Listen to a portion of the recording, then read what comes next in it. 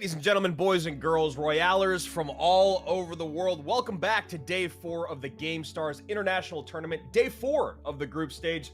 What's up, everybody? I'm Andrew Guy, one of your CRL commentators, joined by one of the few people in the world that can call themselves a world champion, Eric Benamou. What's up, brother? I'm doing great, and yeah, one of the few. I used to be able to say I'm the only coach in the West. That was taken away from me in 2020, but you know, I'll still take it, and I'm excited to be back another day here in the booth with you, and hopefully we'll get some great matches.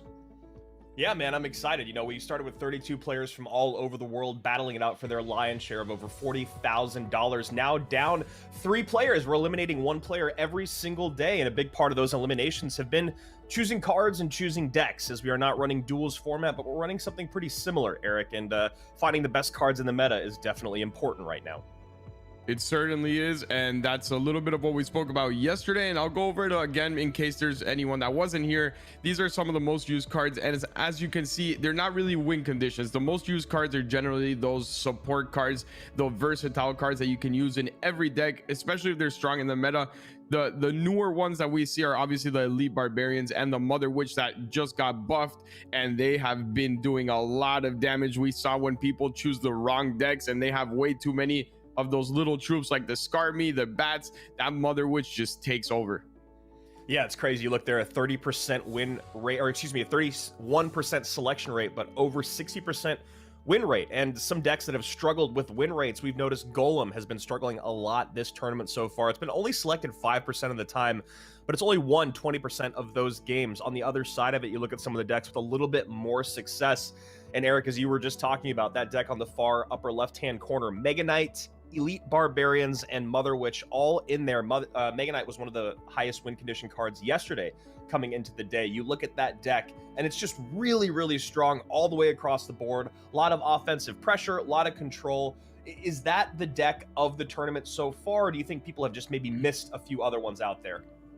I think it's the deck of the tournament right now, and there's a miss on, like we saw the second day, there was a little more E-Giant. I would like to see that being used a little bit more. And on the other side, we saw the people that didn't really adapt to the meta. You see the win rates there, you know, like you said, the Golem, and then you look at that RG deck that was from the previous meta. It's no longer the strongest RG deck, and that's why that one has such a low win rate, while the other one with the Mother Witch and the Elite Barbarians has such a high one.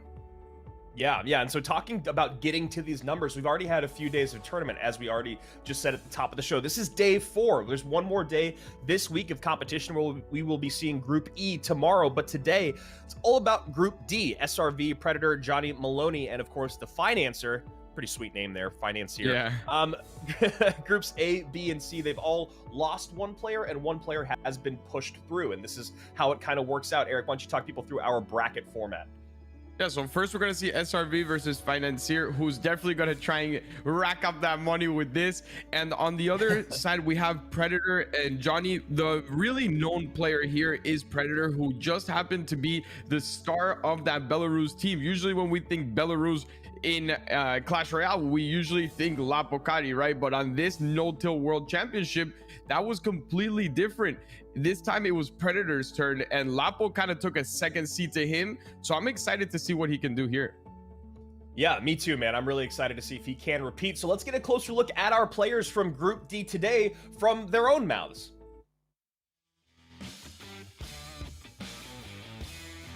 Так, меня зовут Андрей, 17 лет, живу в Беларуси, город Минск, и увлекаюсь игрой уже где-то 4 года. Ну, конечно, есть разные игроки, но все профессиональные игроки, разумеется, готовятся, потому что в этой игре очень сильно решает, скажем, принятое тобой решение, то есть то, что ты выберешь еще до боя. То есть конкретно перед турниром я, прошу там людей, например, различных моих знакомых тоже, которые профессиональные игроки, скажем, взять колоды моих соперников. Для меня любой результат, кроме победы, является, скажем так, неудовлетворительным. Соперники, вступая со мной в бой, знайте, что результат уже предрешен, и он явно не в вашу пользу. My name is Oscar. My nickname is Johnny Maloney, and I live in Poland, and I'm 17 years old. I played around 3-4 years. I beat a lot of players, so they are playing right now in the CRL. So I know I can win this, so play for fun and do my best and try win. Today I'm not playing a lot, I'm playing maybe 30 minutes, so my favorite card is Skeletons. They are counter a lot of cards and only cost 1 elixir, so that's well card. Yeah, Predator I think is the best player in our group, so I can try bait him. I think he don't know who I am, so I will try to surprise them and try to win this. Мене звати Дмитро, мені 19 років, я з України, з міста Перу. Я граю в Clash Royale з самого початку виходу цієї гри. Моя улюблена карта Макіра, тому що в мене є кумир, він зараз вже грає в цьому турнірі, я дивлюся його стріми, як він грає на її сам і на її грає. Моя ціль на цей турнір в Gamestars зайняти як мінімум 16 днів. Я бажаю, що я достойно представлю себе як гравця з України на цьому турнірі в Gamestars та займу призові місця. My name is Abbas Ademir. I'm from Iraq. I'm 60 years old. I don't have many achievements. My favorite card is White Jack because it's very poor. This is the first tournament for me. I don't know my opponents and the strategies. I enjoy the tournament. I gotta say, man, I really love the confidence coming out from Predator there at the very top. The what is it? The results have already been predetermined, and they do not look in your favor. I'm a big fan of that, man.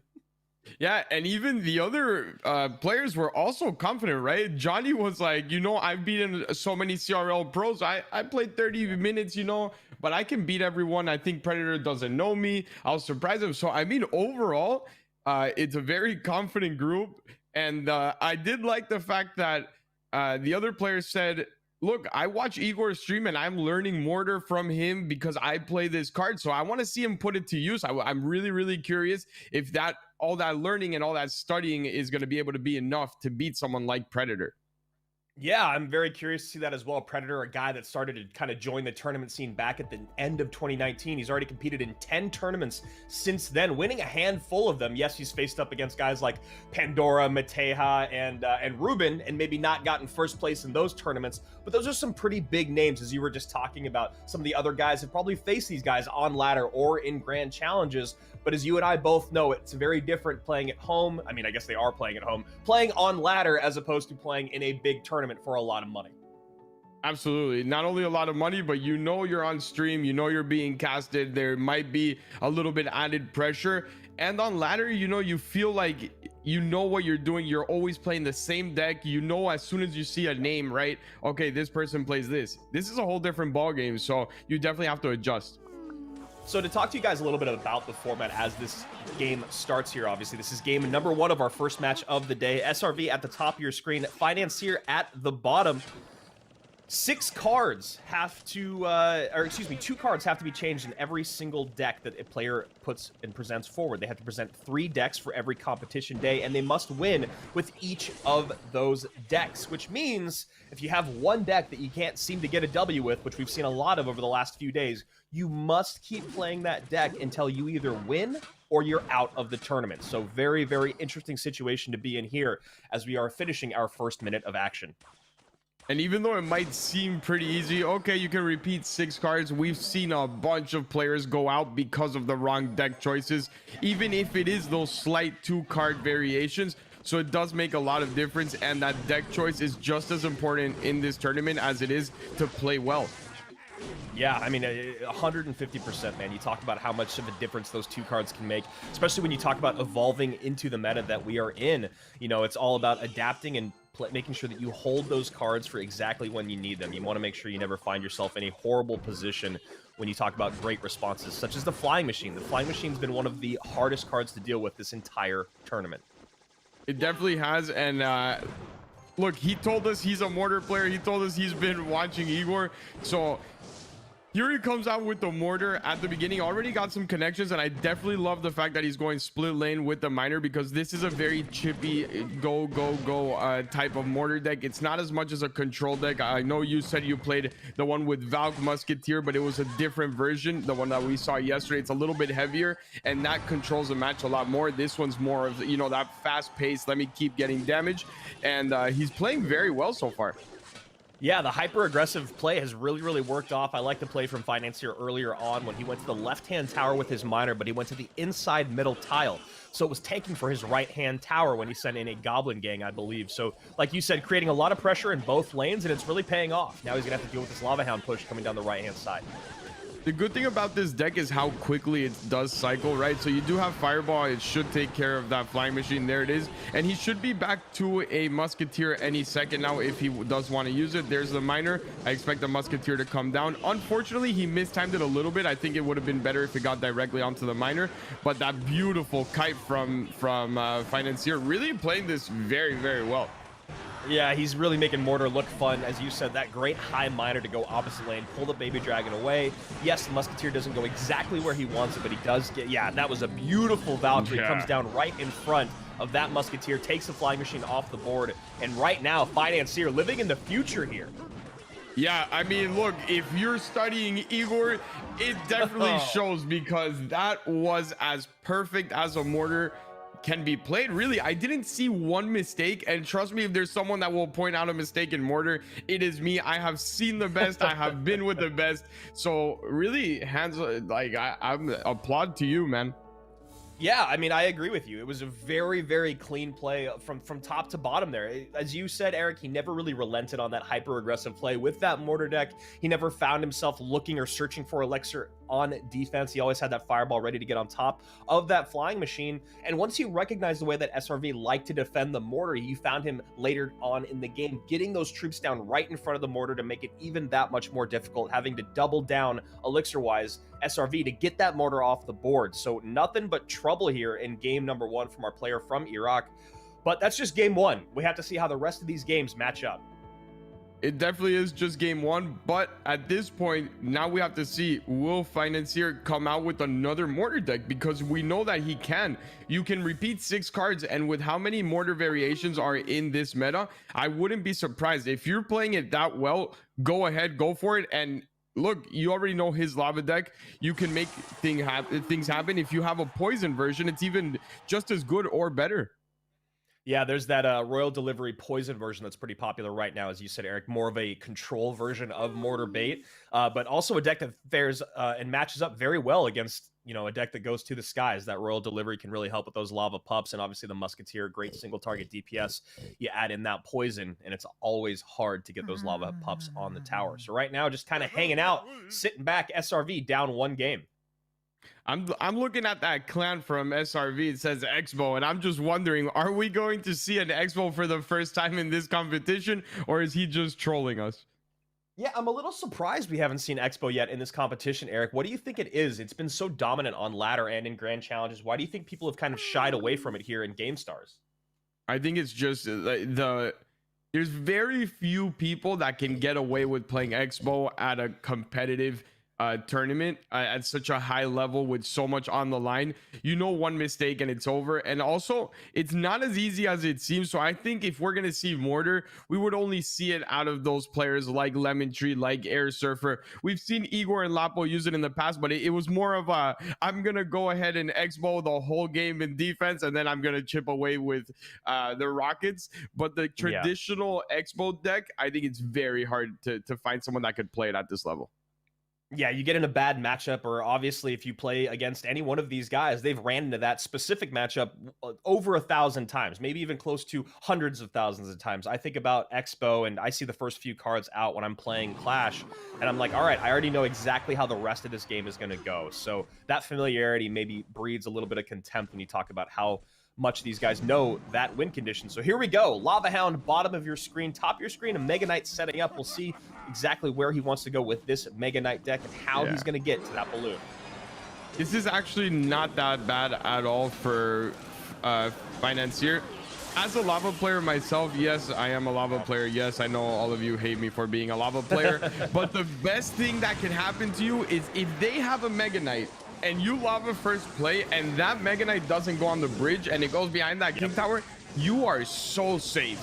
You know you could defend. You have bars. You have that Infernal Dragon. So I think that was a little bit of a mistake from SRV, and we saw the indecision, right? He leaked a little bit of elixir as soon as that lava went down, and I think it was just him deciding, do I want to go on the bridge? Do I want to go behind King Tower? And I think that was a slight mistake there. Yeah, I agree. He needed to create some offensive pressure because right now you see he's on his back foot. There goes Mega Knight in the back again, and a bit of a reaction from SRV.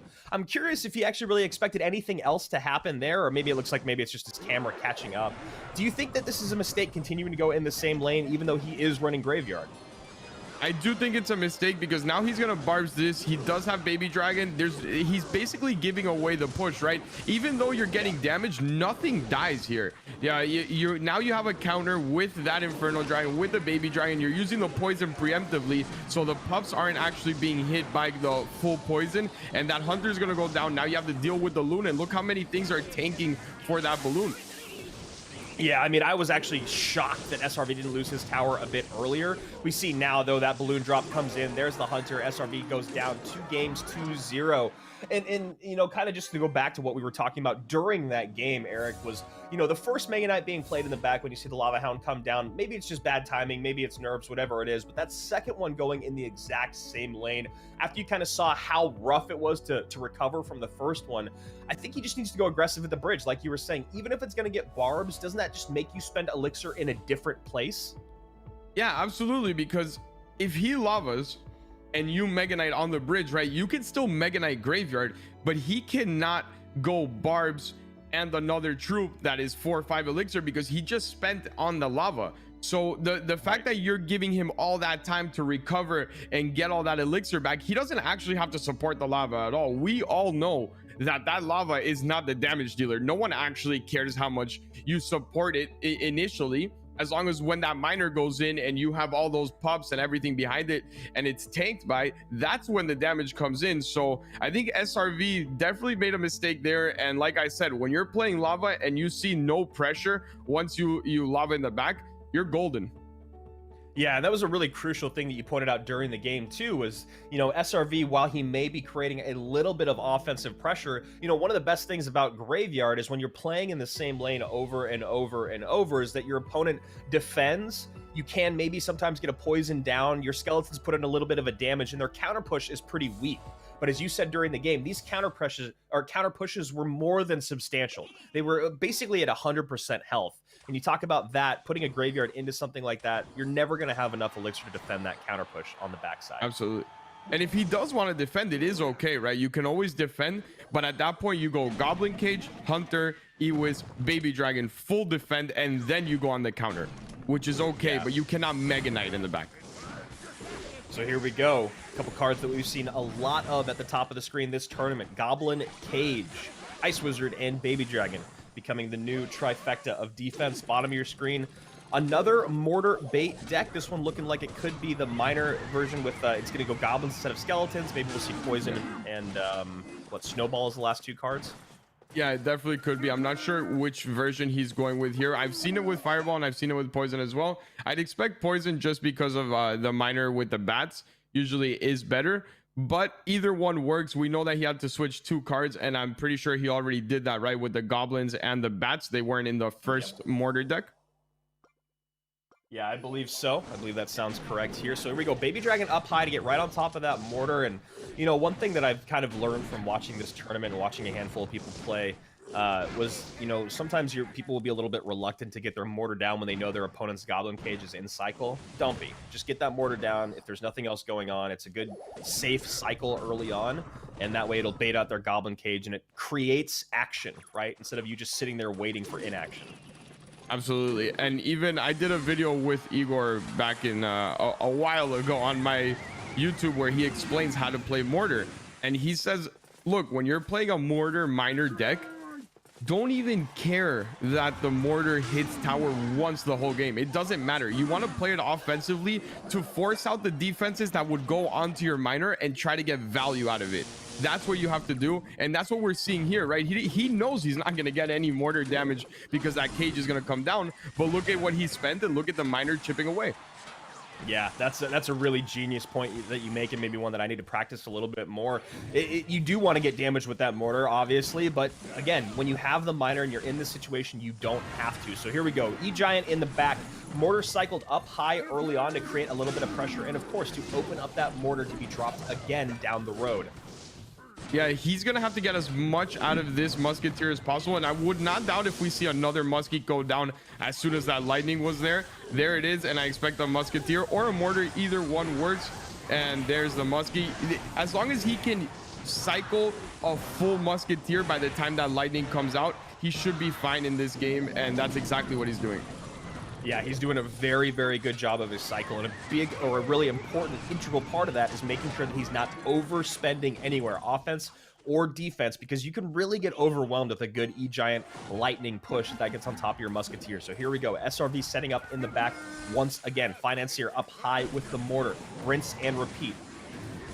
And here's where it could get a little tricky. Remember where I said you needed to have 2 musketeers ready to go? You only have 1 at this point, so you can't musketeer because he's gonna lightning. There's your DPS, and this could have got a little bit out of hand. I don't like the miner because it's just all gonna die, and you gave up extra elixir that you kind of needed, if I'm being honest. He is going to defend, but he cannot hold on another one of those pushes.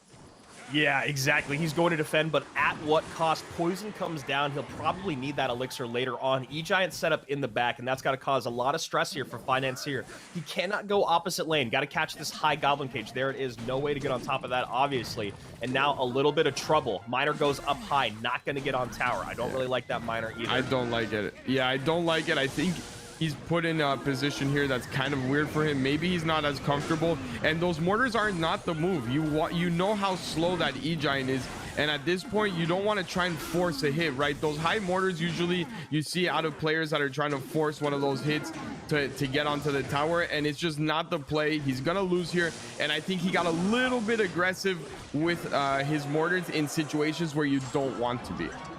Yeah, I think that the point that you just made, Eric, is really sound. You talk about how slow that Electro Giant is, even on day one when you and I had the conversation about, because me being a mortar player, I find myself in that exact spot that we just saw many, many times regularly. And a big part of the E-Giant and its weakness is how slow it is. And putting the mortar up that high, as you called out during game, really kind of throws away or sacrifices one of your greatest advantages and how slow that big giant is. Yeah, it might even get to the point where the giant doesn't have to get there, right? He does have an Ice Wiz. He has a baby dragon, which do damage across the bridge, and we saw him continuously put that Ice Wizard over there and then the baby dragon on the push. So you need to take advantage of that. I understand what he was trying to do, and that is fine early game when you're trying to bait out things. But when you are on the back foot, you cannot go aggressive. You need to buy yourself as much time as possible. You know you need to rotate all the way around into a Valk and a Musketeer, because like you saw, he tried to do that so quickly that he didn't have a Valk, he didn't have a Musket, he had to go Miner, which basically evaporated in 2 seconds. Yeah, exactly. I was trying to think of maybe or a little bit more efficiently, and it does feel like that miner to the front of the tower that was just picked up by the Electro Giant and then supported by the Dark Prince, that 3 elixir being allocated towards a Musketeer at the bottom of the screen maybe would have been just a bit better for Financier there in game number 3. I think you're 100% right on that. That miner was just not the play. I had even forgotten about that specific miner, and I think it would have even been better to try and, you know, toss that near the King Tower a little bit more to the left and try to kite the Dark Prince onto the other side, like we've seen Javi with P.E.K.K.A.s and all these other troops, right? We've seen him do that in CRL, and obviously it's not an easy move by any means, but I think it's a better chance at winning. Yeah, that's actually a great point you make. I'm curious to see if we'll start to see those minor kites on troops behind, ground troops behind Electro Giants as those big pushes become so difficult to deal with. Maybe it's better to deal with it on the back end. So here we go. SRV top of our screen, most likely running Lava Hound with barbs there. There's the Lava Hound coming out right in front of the Mega Minion, question mark? Yes, it does. Yeah. And no, top of the tier. That's very bad for Financier. Yeah, I think he's losing his composure a little bit here. and we've seen it since the past. It did work out well, but if he continues to play like this, I think he will eventually get overwhelmed, because that lava tick was just on time with the the poison tick was just on time for the lava pubs. If it would have been 1 second later, he loses. Yeah, that's a great point you make. Perfect timing there. It looks like SRV had a little camera trouble, but he is back. 1831 and 1931, separated by just 100 HP on the left-hand side of your screen. Right-hand side is untouched. And as we reach double elixir time, now we'll see if SRV wants to set up with a Lava Hound, and he does. He does, and this mortar is not too bad. He needs to poison right away here. He cannot wait for the pups, and a good defense out of that Valk, because it is actually hitting both things. I'm not sure if the mortar can get a hit on the miner. If it does, it would be very, very nice for him. It does, and these little goblins are going to tank. I don't expect him to use much. There's a snowball, and right now he's holding, but it's not looking all that good overall. No, I mean, this is this is a time where you think, you know, SRV has been, I don't want to say careless, but he's been using his okay, interesting miner. That's exactly what we're talking about in the last game. I really like that play, and SRV gives him a wow. Well played there. Now he has to deal with this push in both lanes, though. One thing I was just going to say is I would have liked to see Financier, you know, use his bait troops a little bit more in the opposite lane, because we have seen SRV throwing out those arrows so regularly. But, you know, right now it's just going to be a one-lane game. It is, and that basically saved him the game, right? That minor kite. Yeah. If it wasn't for that, I don't think he stops that push. Yeah, that was a really beautiful minor kite there. It was something that we had talked about in a different matchup in the previous game. He ends up using it just fantastic here in this Lava Hound matchup. One thing that we don't really see much ever in this matchup. Yeah, and the mortar hits as well, and that Wow. is actually very bad for SRV here, because he also takes care of. Oh, I thought the muskie was gonna live with just a sliver. If that muskie lived, I would have called game over, just because he was gonna be forced to use so much. Good tank on the 3 little bats. It doesn't seem like much, but it is very important. But that miss, man, that miss poison.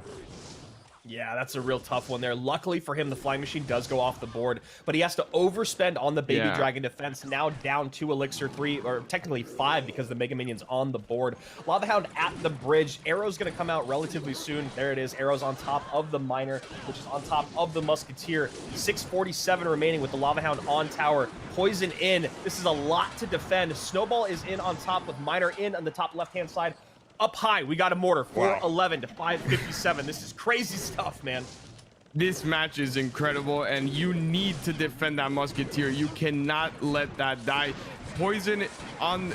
Okay, he decides to go there. I would have just poisoned tower, and he does get that last mortar hit, which saves him from any type of push.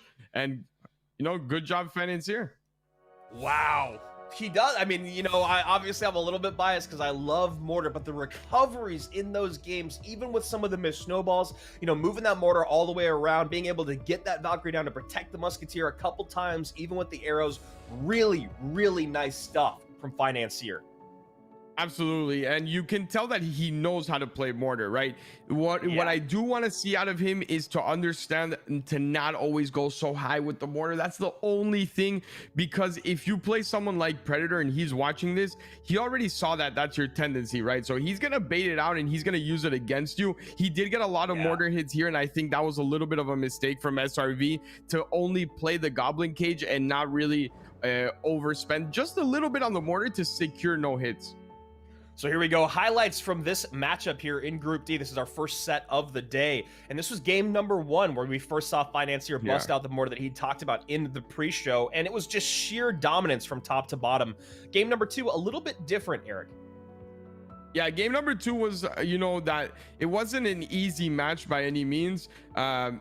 This E-Giant deck that we're seeing on screen right now does match up well. A little bit of mistakes, and, you know, I think I was shocked because of how well he played the first map that I put him up to a standard on the mortar that maybe I shouldn't have just yet. I got a little overexcited, but overall, I think he played both of his mortar decks fairly well. Yeah, and I think the point that you make about his opponents or other opponents that are waiting in standby, watching the way that he played, and I wouldn't be surprised if at this level, and I know if this was at CRL and maybe that's what he did at the qualifiers, on day one, game one, match one that Financier played, someone would just drop a troop up high to predict the mortar, even if they got nothing out of it.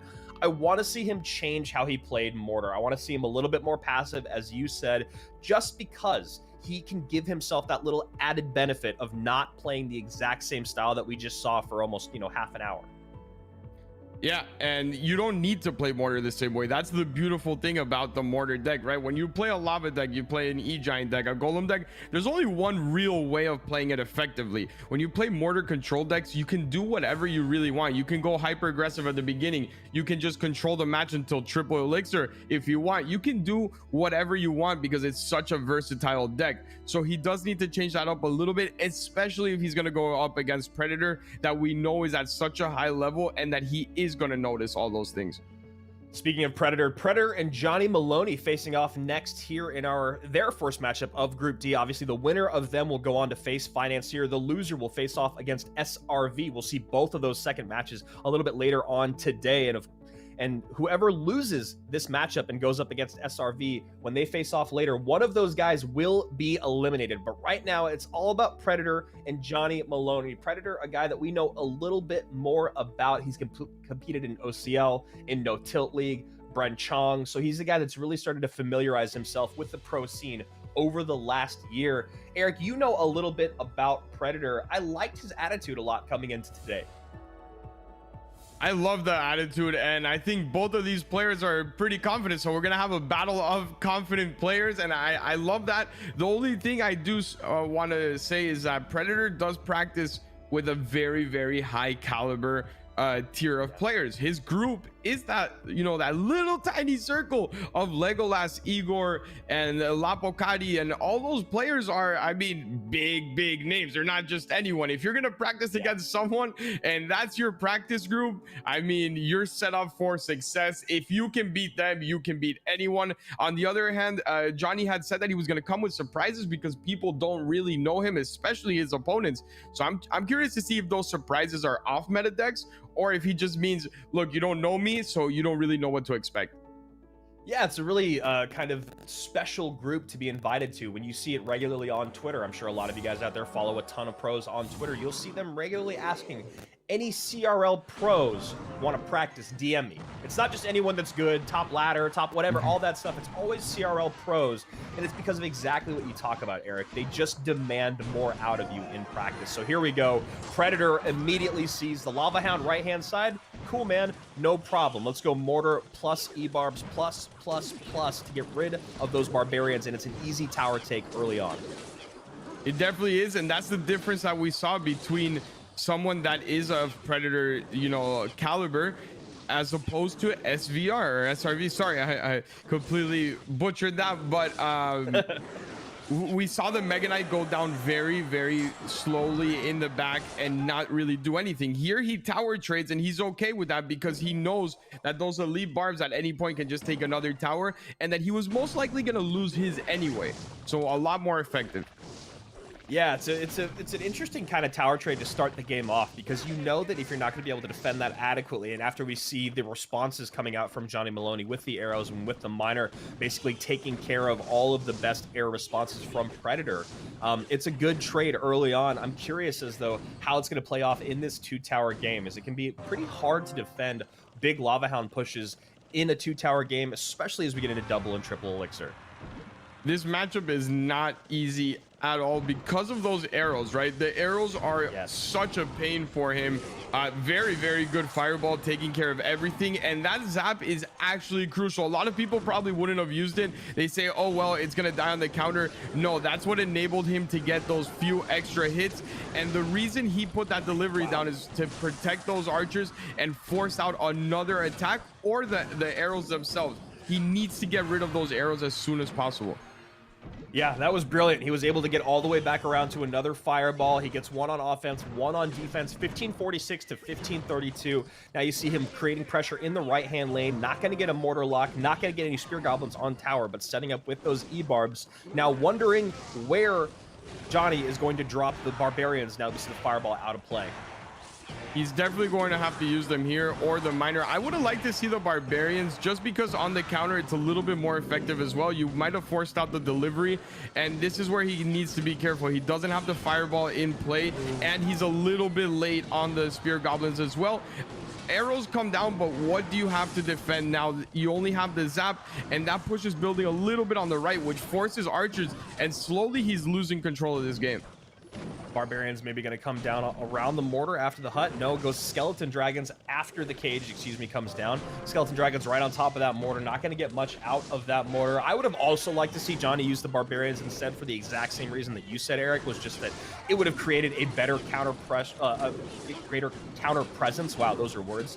And you would have been able to use the miner on offense, but you know what? It's ended up working out okay here. We see a miner come out defensively from Predator, 774 to 335. And that flying machine might have just cost him the game on the left. He has nothing to snipe the mortar with now, and he's gonna have to drop the barbs. And if he can get the elite barbarians down now, this could be very, very tricky for him. He doesn't really need to fully defend that miner because there's no big spell on the right hand side. So this is it. This is game over. That is game over. Even with the missed fireball there from Predator, Predator would have been able to take off the Goblin Brawler and all the barbs off the board with that fireball and get a mortar lock sooner. But still, you see Johnny hit that panic button late in the game. The arrows come in, not even close to enough damage. And maybe that's where the practice, the hours of practice per day come in to make a little bit of a difference. It was that one flying machine, man. As soon as I saw it, I told you, game over. That's it. You cannot do that. Why? Because he had the inexperienced player tactic. What is that tactic? I need to finish the game now. I see 300 on the tower. Let me get it. Let me get it. No, relax. You have a lava. You have a miner. Don't get overzealous. And what did he do there? He said, oh, a miner's coming in on the left. Let me flying machine on my side of the bridge, and then let me get on the tower. You just gave away the only fireball bait you had, and now you have to tank that goblin cage because the mortar isn't gonna die. Yeah, that's it's crazy when you watch that sequence kind of break down. What should he have just reset with the lava hound in the back and just waited, played defense, let the lava slowly make its way across the bridge, and then send in the miner? Is that the way to go? Absolutely. All he had to do there was do the same thing he was doing for the past 4 minutes, right? You goblin cage the mortar and you flying machine it. That's it. There's nothing else. He cannot deal with the flying machine, and that flying machine takes care of the mortar to the point where you don't have to use your barbs. And when you don't have to use your barbs, then you can lava. You can even lava in the middle, right? There was 300 left. He has no building to, make that lava go onto your king tower instead of the princess, because he just used the mortar, and that would have been game over. There you go, guys. Free coaching lessons from one of the best to ever do it. Goblin Giant Sparky at the top of your screen, running into another mortar deck at the bottom, but that is going to be a tower down. That mini P.E.K.K.A going to get another big swing in. Excuse me, maybe not tower down. Yes, it is 3 swings in, and Johnny gets a little fist pump there. That is a very, very bad spot to be in early against this deck. And trust me, I know, because I've been there many times before. It sure is. And look, Andrew, when you're going to say that is tower down, go with the confidence. You know how many times I've said tower down and it's not? We'll figure it out later. Don't doubt yourself. Just go with it. And if it works out, it works out. It is tower down.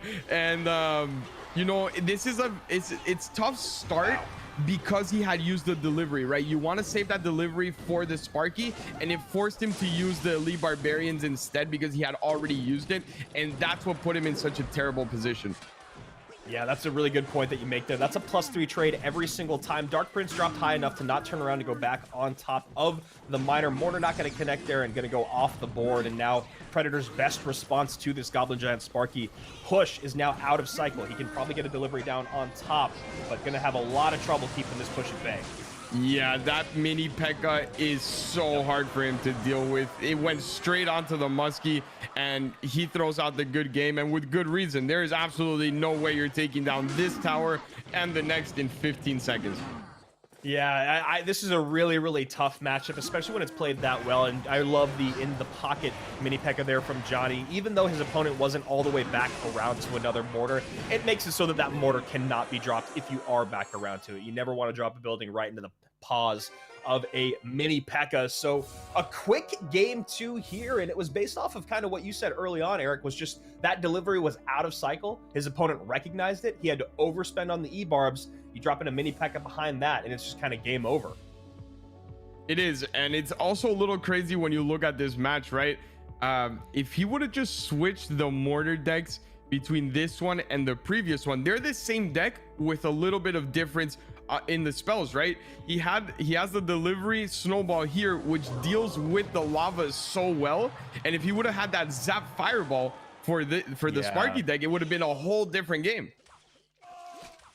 Yeah, that's a really good point you make, especially because as you get later into the game, you know, those fireballs can come out twice per Goblin Giant Sparky push, once on the Princess Tower and the Sparky, and again at the bridge if needed. So yeah, something that's very interesting there when you talk about this deck composition. And here we go, Mother Witch for the very first time today coming out.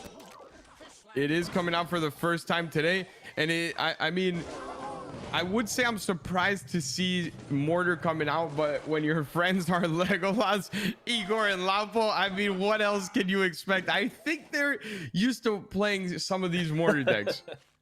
Yeah, nothing. I mean, we've seen more Mortar today than we have in the entire competition, which I'm obviously pretty happy about. And I'm very curious to see, as we get into our third and fourth matches of the day, kind of how well they fare. You know, people knowing what the matchups are and seeing what decks they have. And obviously that Electro Giant matchup with Mortar was a very, very interesting one we saw in our first set of the day.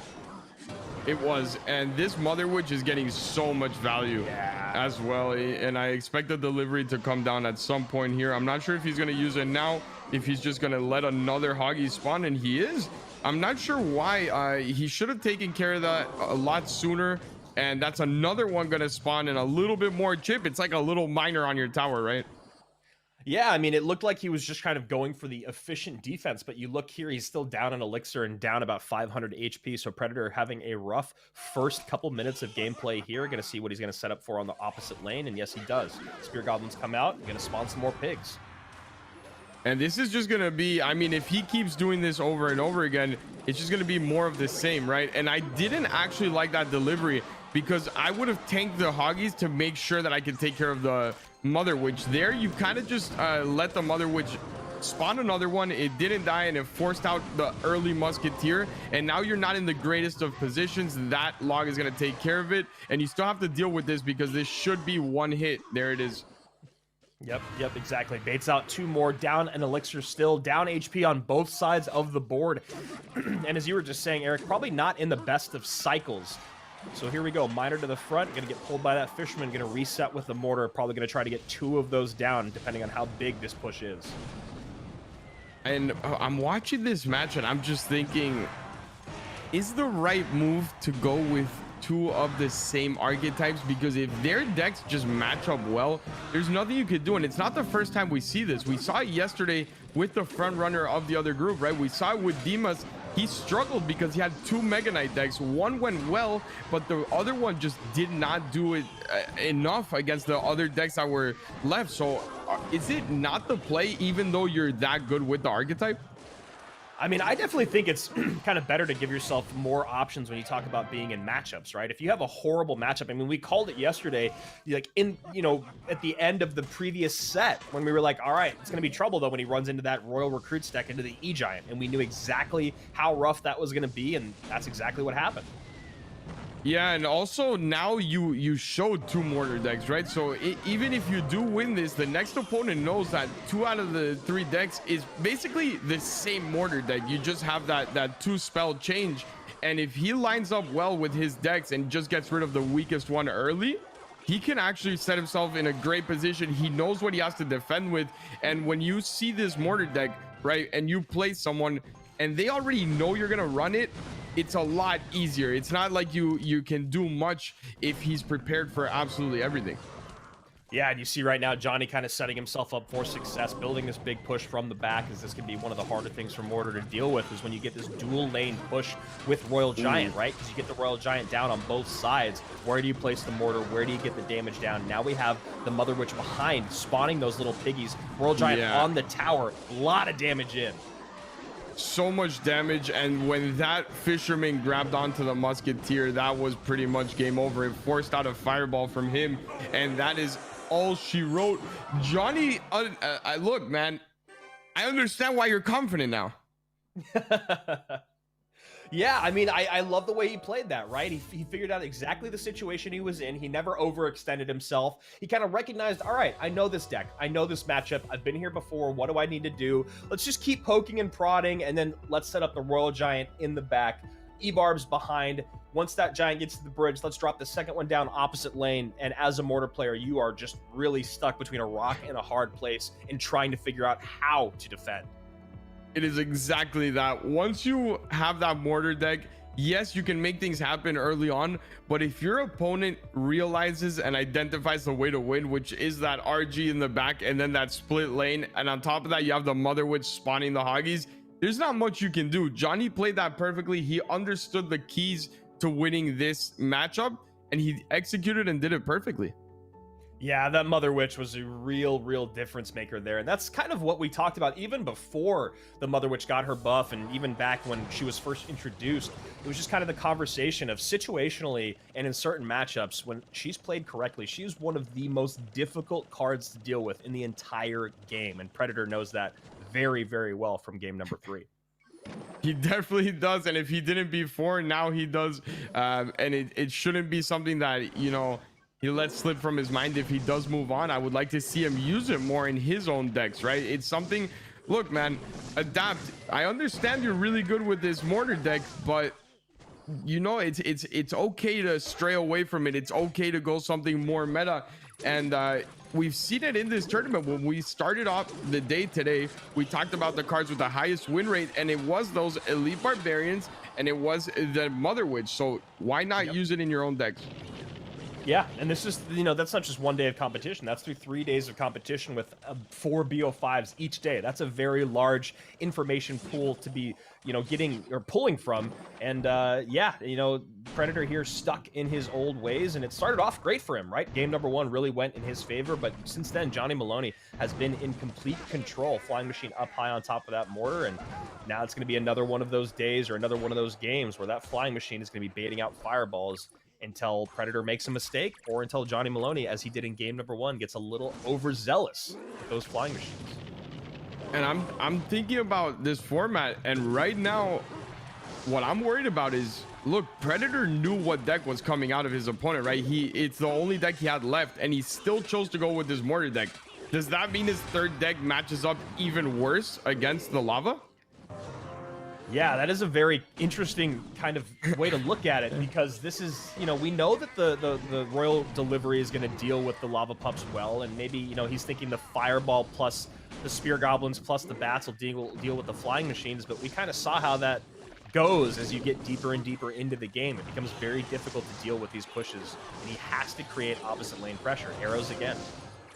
Those bats were so well placed, though. He understood that the only defense he had for the Spear Goblins was going to be those arrows, and the way that he placed those to deal with the dragons was so nice. He played that perfectly, and look at the left-hand side. One Elite Barbarian just takes care of everything. Flying Machine on the tower, however, and that Flying Machine will not take the tower down. 149 arrows, I don't believe will be enough. Has to send in a minor plus arrows to get on top. Fireball going to take it down. Not going to have enough time to get there. And that was all based off of a beautiful E-Barbs plus log at the bridge. E-Barbs plus log takes all the Barbarians off the board, essentially. I had no idea that that's exactly what that interaction looked like. But basically, 2 Barbarians left, one of them at 100% HP, brings that tower down below 600 HP. That's crazy, man. Trust me, I learned that the hard way. That log Elite Barbarians takes out everything, all those barbs, because my lava deck is a lava loon with barbs, and when that buff came in, I saw the Elite Barbarians. I'm like, all right, I'll just throw some barbs on this and it should defend. He logged it and I lost my tower. So I quickly switched out my barbs, and now I have that same lava deck, but with Elite Barbarians to make sure that doesn't happen. Yeah, and that's a great point that you make, because if he has the E-Barbs there, he survives that push, right? Or even if he doesn't survive, just a little bit less damage is going to come in on that tower. So a really nice play there from Predator. A life-saving play. I mean, that's the only reason he's going to stay in this competition, because he was in a rough spot. So here we go. Game number 5. All of it on the line. One of these guys is going to move forward. Oh my God. One of them going to get sent down below, and it's a mortar once Don't again. tell me. Three Don't tell me mortar this decks. is the same one, and now he has poison log. If he rotated all the spells, I mean, I don't know what to say at this point. Feels like he might have. E-Barb's going down left-hand side. Goblin Cage there to meet. No Barbarians this time, at least not this moment. E-Barb's going to take that Goblin Brawler off the board, and now just going to get a few hundred damage in on that left-hand tower. That's free 500 more right there. That's a free 1,300 damage that he really didn't have to work for. Yeah, you see that nice placement there. Musketeer down low. Spear Goblin's up just high enough to distract that Mega Minion. Now Miner going to go to the Musketeer. No, goes to the tower. Now should be back to Fireball. That is very odd placement and a worse Fireball. That is just a very, very odd overall interaction, in my opinion. Not sure what we saw there. Mistakes all over the board, but at the end of the day, the match is basically even. What was the first mistake that you saw there? Wow, Musketeer connects on the right-hand side, does get pushed back with that Goblin Cage.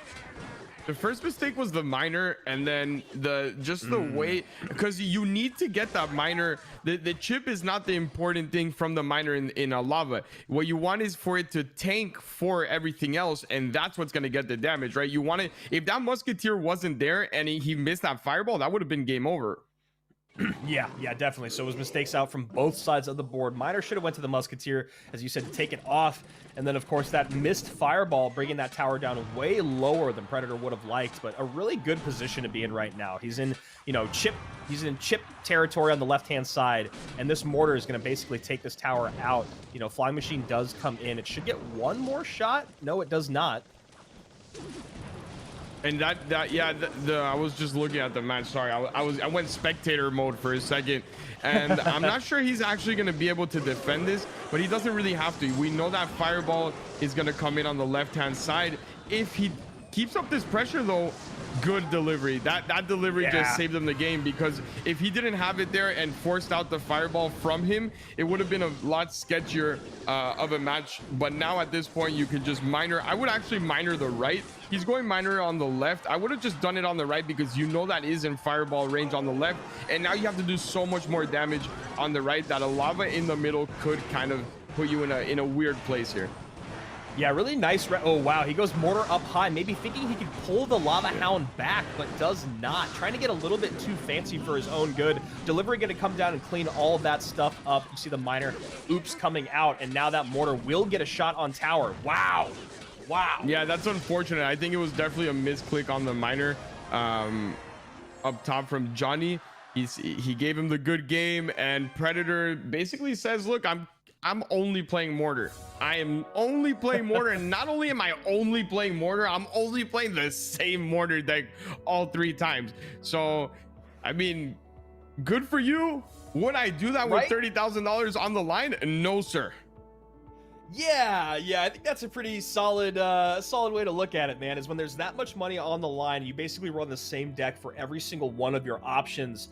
If he dominated every single game the way that he did game number 1, I'd maybe be speaking a little bit differently, but the fact that it was so back and forth throughout this entire set makes me just a little bit more nervous as we move forward throughout the rest of today's competition. Obviously, Predator does come out with the win. He gets those 5, he gets the win in this best of 5, and a lot of it was based off of those E-Barbs, Eric. The E-Barbs from Predator creating pressure in opposite lanes was one of the reasons he stayed in this game. It is, and on the other side from Johnny, this could have been a 3-0 for him if or 3-1, sorry, if he didn't Flying Machine that that one time that cost him the match.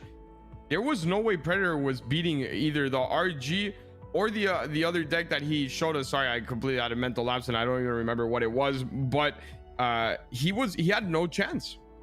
Yeah, I mean, that Flying Machine being placed up high, obviously, against another mortar deck. The Flying Machine was what he was using on the opposite lane. It was the Flying Machine or the Skeleton Dragons to get on top of that mortar that was placed, which then saved the Fireball, or excuse me, baited out the Fireballs so that it wasn't available in different parts of the map. But then it was just Johnny Maloney getting too excited, Flying Machine up high, Fireball comes out on top of that, easy defense on the opposite side for Predator, mortar locks in, and that's game over. So there it is, top of your screen on the right-hand side. That's the deck that he ran back to back to back, and he finally gets a W with it. He does. And man, I'm telling you, Predator, good job. You're on to the next round, but he got lucky. He got lucky that Johnny's nerves got to him with that flying machine, because that Sparky deck, we saw he had no chance against it. And then that RG was even worse. So he would have been in a terrible spot if Johnny could have won that lava game. And Predator definitely needs to, you know, get a little breathing in and be thankful that he moved on, and now see what he's going to do, because now Financier knows what deck he's going up against. And I say deck because it is one deck. Yeah, it really is. You know, the rules are you can have 6 of the same cards. You have to change out 2. You see there on the right-hand side that Predator definitely read the rule book and followed those rules very, very closely. Financier and Predator facing off. SRV and Johnny Maloney will be our last matchup of the day. It sure is. And at this point, we know we're going to get a mirror match. And on the bottom, I don't know what you saw, but I saw that Johnny definitely had played a lot better than what we saw out of SRV, especially seeing that he played against Predator, right? The highest caliber, the highest level player in this group. So if I'm Johnny right now, you know what? I'm going to go ahead and think to myself, look, I played against the best player 3-2, and 2 of those matches, I think I could have won and taken this. So I'm not going to put too much pressure. I'm not going to feel too bad. Let me mentally reset and focus on getting through to the next day. Yeah, and on the other side of it, if you talk about SRV, and this is our 4th matchup of the day, SRV is a guy that had a lot of trouble in the first set. It's one of those things, what else do you have to lose, man? Go out there, give it your best. Maybe all the pressure is off his shoulders because he didn't have the performance that he wanted in his first set, whereas Johnny Maloney maybe a little tilted after going the distance against Predator and finding himself coming up a bit short. So Financier, left-hand side of your screen, Predator on the right. Financier had a little bit more of a dominant set than his opponent Predator here, and also a lot more deck versatility, but we still see 5 mortars on the screen, Eric. We sure do. And this is going to be a lot of well, 1 mirror, and then I'm not sure who's going to play that better. On the left hand side, when we see that minor poison version, it is a lot more control, but I see it having a little bit of trouble when that elite barbs push is going to be accompanied by something else, because yes, the Valk is good, but it's not all that good when a snowball comes in on the Valk and slows it down. Yeah, that's a really, you know, important thing to note, just because, you know, that minor deck does have its advantages. The minor poison deck does have its advantages for Financier, but it really comes into that minor chip conversation. When you talk about defending at the bridge, though, that's where a lot of difficulty can come in. So Financier drops the Lava Hound. He drops a nod there as well, knowing that this is what his opponent was going to play. I love the very late log from Predator. Financier was even waiting for it, and he still loses a tower to it. Experience. Remember, we saw earlier, Financier plays the same way over and over again, right? So Predator identifies that, understands the defense. He knows that this is a Barbs deck and that he's probably gonna wait to get those down because of the log. We spoke about it a little bit yesterday. The best players change up the way they attack and defend throughout the game, and that's what Predator did here. Last time he waited for the Barbs and then logged. He expected Financier to wait for the log, and then he predicted the predict. Yeah, it was a really, really beautiful late log there. Could have just been kind of 2 elixir thrown off to the nether, but you can see he plays it at the exact right time, takes that top left-hand tower, defends just enough on the right-hand side to lose his tower, but have enough elixir to take Financier's second tower. Really, really nice stuff. And then you get that miner to turn that Inferno Dragon around. So Predator now maybe shaking off all the cobwebs that we may have seen in that previous set and playing pretty perfect here through 2 minutes. This is probably the best start you can have against this deck. Oh, and the elite barbs, that was a prediction, elite barbs from him. This time the log does miss a little bit, but the fact that he put those down expecting the lava to go down at the same exact moment was a very, very nice play. Yeah, and there we go. E-Barbs again, right-hand side. Baby Dragon turned around. Miner going to have to come out to tank for those E-Barbs. Another log in. E-Barbs going to get on the tower. Financier finding his opening to bring in that balloon. Still but no as barbs. You just wowed, that tower goes down. 3 crowns, easy first win here for Predator. Yeah, Predator knows how to play that matchup absolutely perfect. And Financier, welcome to playing Predator. You're not gonna get any Mega Knights in the back in this set. You're not gonna get any Elite Barbarians in the back either. You throw down that lava at the wrong time and it's gonna be tower down. I mean, that was just pretty. That's exactly what that was. You talk about some beautiful Clash Royale, and Predator from top to bottom, he read that perfectly. Every single play, every single time he needed elixir, it was exactly where it needed to be. And then he was unrelenting. 2 towers, no problem. 3 towers, you got it. I'm going to send in that miner. I'm going to send in some spear goblins. I'm going to make you work for every single inch, even the late E-barbs to bring out the miner. No way for Financier to get on offense. That was a very one-sided game number 1. It sure was. And look, Financier, don't want to be the bearer of bad news, but you're eventually gonna have to win that matchup because you're gonna play it 3 times. Yep. That matchup is literally the same one. Yeah, the spells changed, but if you keep doing those lava pushes the way you did it, he has those elite barbs miner in every single one. Yep. Yeah, that's a really important thing for Financier to kind of take note of and maybe recognize, all right, if that's the way that I like to play Lava Hound, but this is my opponent, I'm just going to have to maybe wait until double. I'm going to have to wait until he makes a mistake defensively, which he might be waiting for a very, very long time. Yeah, he might wait until another tournament at that point. So, I mean, he's not going to make much mistakes on the bottom. It's just not going to happen. He's way too experienced. He understands everything. And at this point, what Financier, maybe the only shot he actually has is to go up in the set and maybe pressure Predator, right? If he wins these next 2 matches with the mortar, mirror, and this mortar deck that we're seeing here, maybe he can pressure a little bit on Predator to force more of an aggressive play style. But if he loses here and Predator has 3 chances at beating that deck, I don't think there's a way that he can get away with it. Yeah, you know, Financier maybe having to play a bit more of the mental game, picking up a win here early on for his own confidence, and just because, like you said, he knows exactly what he's going to run into over and over and over. And we saw how poorly that went in their first meeting. So 1928 on the top right-hand side, 21-26 on the bottom right. Financier down 1 game against Predator, who's been on a bit of a run here since he did play in the second set against Johnny Maloney. And it could just be that as well. I never thought of it in that specific way, but when you talk about the run, he just came off a very nice win and he's feeling it. He has the momentum, so maybe it does play a little bit to his advantage, right? When you have that confidence going.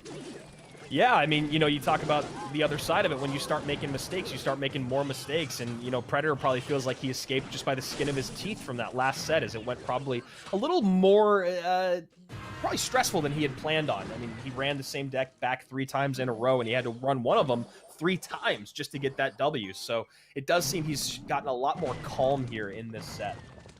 Yeah, he looks like his head's in the game a lot more. It could be the matchups as well. We did speak about that a little bit in the fact that the RG and the Sparky were just so tough that it's not generally that he played badly. It was a lot tougher. Here, he's going to have to see who's the better player with this mortar. Can he get away with some, you know, cheeky plays that might win him the game? And so far he has. We saw a miner come in on the opponent's tower to actually tank for the mortar. So instead of defensive tanking, he went offensive tanking, and he does it again there.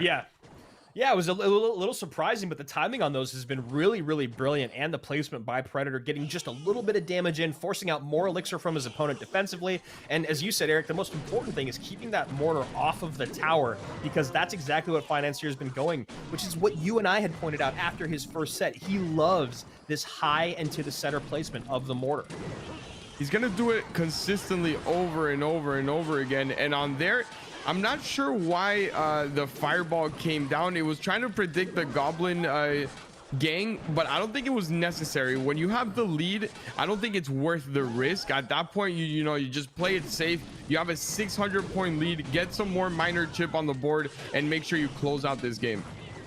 Yeah, I think that was the 2nd time in a row that he went for the Goblin Gang predict with the miner, and it didn't pay off either time. Luckily enough for him, he had such a substantial lead that, you know, the bit of chip damage or the bit of makeup that Financier has been doing over the last couple pushes because of that lack of elixir.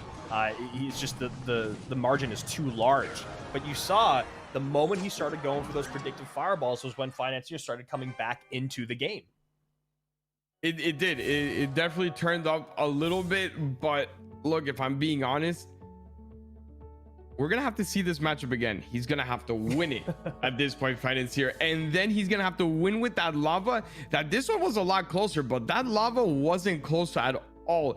And then if he does get that right, look, you have to win another mortar mirror. So Predator losing 3 times, 2 of those being a mortar mirror, and the 3rd time being a deck that he completely obliterated in the first match. I just don't see it happening. Yeah, and this, this set has felt a lot more one-sided than our previous set. It felt like Johnny Maloney and Predator were kind of trading blow for blow throughout that entire 5-game series, whereas in this specific 2 games, it feels like Predator hasn't really broken a sweat based off of the offense or the game that Financier has presented him. It sure has. It really feels like here we're seeing the difference level that we expected out of Predator. On that first match, I was kind of doubting, the deck choices. Maybe Predator is feeling a little rusty, or he hasn't played at his highest level. But watching these past two matches that he's played, I've definitely seen what I expected to see out of him. And that Inferno on the tower there, Zap gonna take the Spear Goblins off, Musketeer gonna reset and you see Financier right there going, is that it? Is that all you got? This is gonna be almost a tower down. Now we see E-Barbs going on the offense. Dual lane pressure here coming out for Predator. Yeah, dual lane pressure, and he gets away with the fact that there is no log coming down on there, because if he did have log, that would have probably been 2 towers, or at least, well, the right hand side tower and the tower on the left very, very low. It was a very nice zap on Financier's behalf, I will say that. But overall, yes, you did take that tower most likely, but it cost you a lot. Yeah, a lot of damage on both lanes here. 12-14 and 16-14 respectively, left to right for Financier at the top of your screen. Bottom of your screen, though, Predator just drops his first tower, and pretty even in elixir if you consider those Spear Goblins are basically negligible. Yeah, he might zap them, he might take the damage. He decides to take the damage, and that's okay. At this point, I think Financier is just gonna go ahead and focus on getting another tower down. He knows most likely one of his will go down, so you know what, give up whichever one you want. Probably rather give up the right hand side than the left. The left, you can continuously build those counter pushes, so that's, I think, why he's okay with taking all that chip. Nice snowball here to get those Barbarians back just a bit. Going to allow that Mortar to get another shot in. Not going to be 2, though. Barbarian going to fall off the board. Lava Hound in the pocket. Spear Goblins there. Now having to send in a Miner as well, and the Musketeer. All the focus in the world being paid to the Inferno Dragon. But now that means the Balloon has got a clear path to the tower. Balloon's going to get 2 drops in. Fireball, though, comes in just in time. That was, look, man, if we can have a little timer from Supercell at some point that shows us how much time was left for that second tick to come down, that is as close as it gets, because he fireballed that once that animation was already going down.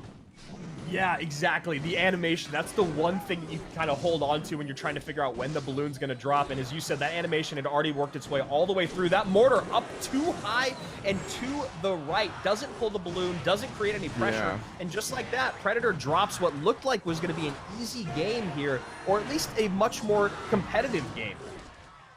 It did, and it all went down because of that mortar placement. Because if you look at the way the ending was panning out, I think he does end up taking this match, because that loon was not going to get a hit. He still had 1,200 on his tower, and his pushes are a lot slower. He didn't have the loon in cycle anymore, and the left hand side tower only had 800 left with Miner, Fireball, everything in his hand.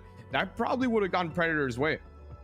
Yeah, I would have loved to see him play just a little more cautiously right there, right? Play the mortar up high if you still want to create offensive pressure. Just do it on the left-hand lane. Even though that tower has more HP, as you were just mentioning, Eric, it's still very, very low, right? You get 1 or 2 mortar shots in, you send a miner to the right-hand tower, you find yourself in a very, very good position, talking about taking 2 towers and still having over 1,000 on your princess. But that missed mortar placement, trying to pull something fancy, it's tough, right? You want to get that damage in.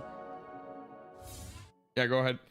I was gonna say you want to get that damage in, but you know, you miss that pull, it's game over. Yeah, it's one of those things where you're so excited to, you know, or like you see the time go down and you're okay, I need to get it, I'm gonna take the tower perfectly, this, all that, but you forget, if you can take the tower all you want, but if you lose yours, the game ends either way. Financier looking maybe just a little bit tilted.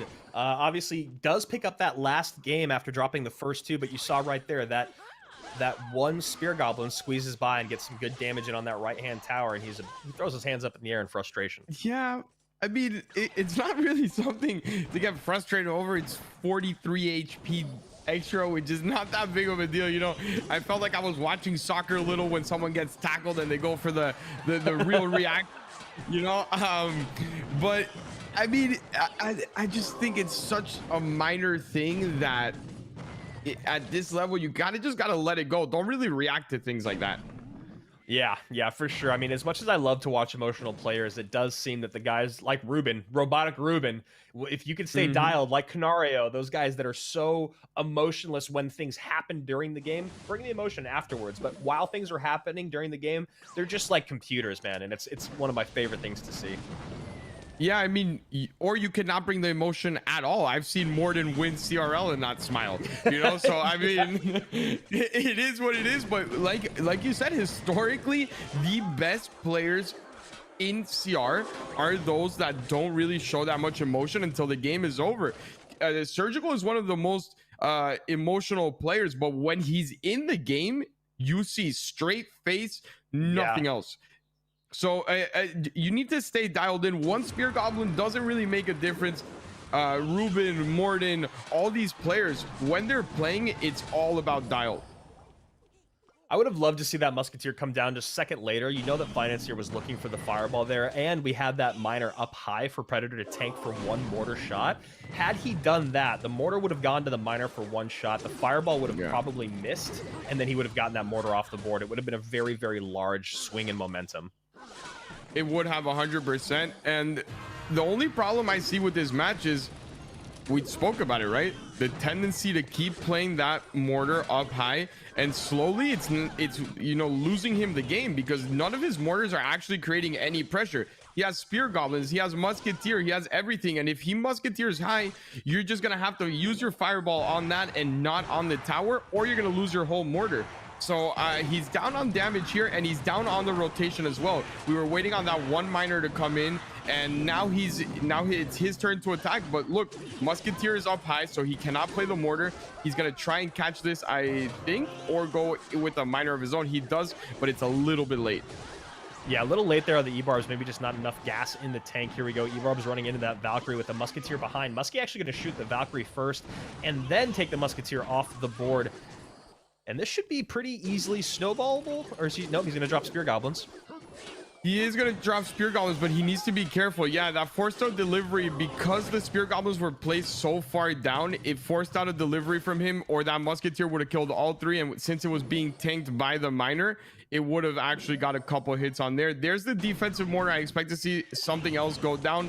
I do like that musketeer. Very, very well played, and he needs something tanky. Those spear goblins are not enough, and that's it. That's game over. That mortar should be on tower, and it is. Wow.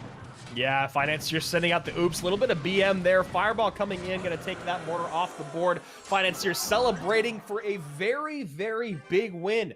2 in a row go to Predator. Now Financier firing back with some really, really great plays. Now he did keep playing that mortar up high, but he kept changing how he wanted to take off his opponent's defense. Obviously it was the fireballs early on, then we saw the spear goblins, and then late in the game we saw the musketeers. So varying up, protecting that high mortar pays off in game number 4. It definitely does, and I think if I'm Predator here, what I need to realize is I need to have enough elixir to elite barbs that miner every time. Why? Because if I do that, I know he plays high mortars and I play high musketeers. He needs to fireball my musketeer, which means I get a free defense onto that miner, and they go on to the counter attack, which then I could take my miner with, or I can take my miner for, right? For those elite barbs or with the elite barbs.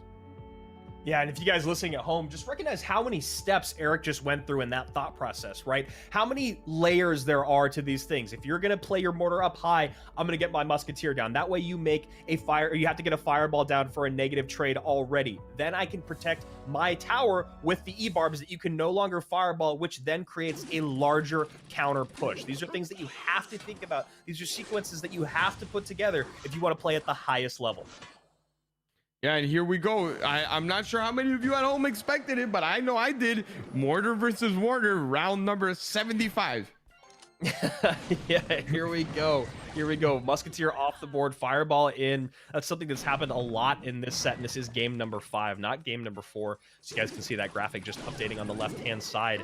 And this is exactly what we were expecting, right? We knew what the last deck was in each of their tanks. Who will win, though? We got one fireball, snowball at the bottom of our screen. Of course, poison at the top. Already a pretty decent start for Financier here. Even though the towers are the same, he does have the rotation that he wants over Predator. Predator had to use that snowball to make sure the Valk wasn't coming in. So now he doesn't have that in cycle. If he does want to use the bats and get that into rotation, it would force a delivery, which is a lot more expensive and a lot more useful. Mine are going to go to the back here. Mortar down low. And this is just going to be a mortar shoot off at this point. And notice the difference between this defensive miner and the last time, the defensive mortar on this time versus the last time. Last time he was playing it a little higher up, and the musketeer from Financier could get onto his mortar. This time he played it so low that there was nothing Financier could do. Yeah, that's a really important difference that we put, or that he put there. And you see that mortar connecting on that lower left-hand tower. Musketeer not quite high enough to soak up the aggro. So we do have a slight lead here in Financier's favor, 19-19 to 20-26. Slight lead, and the only thing that I do like about this for Predator is there is no fireball, right? So you cannot get rid of the musketeers quick enough before your mortar goes down. Very nice bats predicting that the musketeer was going to go down, but that might end up being a problem for him. Last time we saw how big of an advantage it was to just get rid of the musketeers with the fireball. This time he doesn't have that tool. Right. Yeah, he's trying to get a little bit fancy there. Gets the bats up top. Doesn't actually pay off. Having to overspend now. His musketeers out of play. Miner comes down. E-barbs are there, which is one of the things that you were focusing on. Was kind of a key to victory in the last game that Predator may have ignored. Was having the elixir for those E-barbs to catch the miners every single time. Miner to the front of the tower. Kind of a battle at the bridge. It is definitely a battle at the bridge. He decides to go fireball here, but he's going to need to accompany it because I expect a mortar to go down. There's the mortar. And now I'm not really sure I love what he did there with that fireball because it forces out a musketeer higher up. Yes, it's going to take care of that mortar, but now you have to spend on a snowball. He decides not to. He goes snowball here. That's not enough because it is goblins. It's not spear goblins. Yep, and a great Valkyrie drop down just in time to protect completely. 1374 to 1159. Financier really started to control this game. E-barbs come out early. Now the miner can come down late, and the poison is there to help clean up that counter push. Really nice stuff here from Financier, who is playing very, very patient. He is very patient, but that mistake is what cost Predator the game last time, and now we saw it on Financier's part. He played the defensive mortar too high, and the musketeer took out that complete mortar, and on top of that got some damage on the right hand side. This is where we saw that the fireball usually got a lot of value, right? It would have taken away that musketeer. Instead he gets a free musketeer, forces bats, and the Valk dies. Here we go. Miner to the back, caught by the E-barbs. Goblin's going to come in. Nothing going to happen on that front end. 883 ticking down with that poison. Mortar comes out high. There's the Valkyrie. Musketeer going to come down? No. Yes, it does, but the bats are there. And the opponent's Musketeer on top of Predator's. Predator in a little bit of trouble right now. He's definitely losing a little bit of control in this game. I do like the very defensive mortar here, but the placement I think is just a little bit off every time. He's giving away way too much poison value. Yeah, poison value every single time coming in for Financier. Easy decision making for him. No questions whether or not he needs to pull the trigger or not when you're getting that much return out of it. Valkyrie supported by a ocean of swarm units behind. Miner in. Valkyrie going to get to the tower. Valkyrie on the tower. Financier bringing us down to 1 56, 10 seconds left. Predator needs a miracle to happen. Did you see his face? He could not believe that Valk just got onto the tower, and neither could I, to be honest. He definitely thought the delivery was going to come out on time. It didn't. Financier is celebrating over there, and just a little bit of a delay in being ready with that delivery. You know that when you play that troop or that card or that spell or whatever you want to call it, it needs to be hovered over. You cannot just wait. If you wait, it's going to happen just like it did there. The goblins pushed the Valk, which made it speed up a little bit, and that's what cost Predator the game. Yeah, what a crazy final few moments there. I couldn't believe the Valk connected. You couldn't believe the Valk connected. And of course, Financier could not believe that that Valk got there, getting put on skates by those goblins. As you said, that late delivery, one of the most frustrating interactions in all of Clash Royale. You have the response, you have the positive elixir trade, you have the shielded unit to soak up anything on the ground. But if you miss it by even half a second, you can see how detrimental that can be. And right now we're seeing how the set started off. The set started off all Predator all day through these first two games. What a swing of events. Definitely at the beginning, it just felt like this set was, you know, pretty much over after two games. We even spoke about Predator, you know, getting his groove, you know, really feeling it, all this, all that. But it doesn't matter when Financier decided, you know, I'm gonna get my head in the game, I'm gonna play calm, I'm gonna play these decks the way I know. And yeah, you practice with Igor, but I watch and study him, and maybe that's enough to get ready, you know, understand the way Predator is gonna play this. Because maybe after watching so many Igor games and knowing that Predator might play the same style, he knew what to expect. Yeah, that's actually a really great way to look at it. Maybe if they're both watching the same guy and you're learning from the same person. Obviously, they love Mortar. 5 Mortar decks coming out between these two.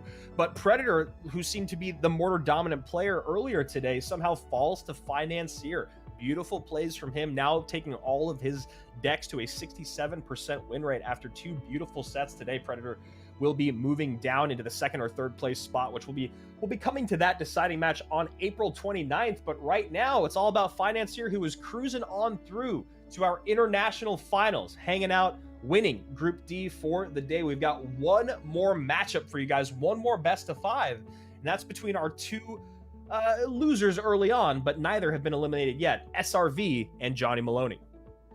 At this point, it's all about winning that last match. If you win that last match, you're in the same position Predator is in, right? Yeah, he beat you in the first set. He was in the winner side of this. But now that he lost, it doesn't really matter if you're 2nd or 3rd seed. You're going to have to play that deciding match either way. And Predator now happening the same thing that happened to Dimas, right? 2 players that we expected to kind of cruise through this stage, going to the finals. Both of them are in a position where they have to play a decider match. Well, it's really tough when you have one of your 3 decks at a 17% win rate, I believe is what I saw there on that previous screen. It's kind of what happened yesterday with Dimas, is we keep mentioning, you know, he has his go-to deck, his go-to win condition. Yesterday was Mega Knight, today is obviously Mortar. And just not paying off is one of those 3 decks. And you saw how detrimental that was to Predator's success today. So Predator gets to hang out, sit back, and kind of wait for another couple weeks as SRV and Johnny Maloney will be facing off next in this best of 5.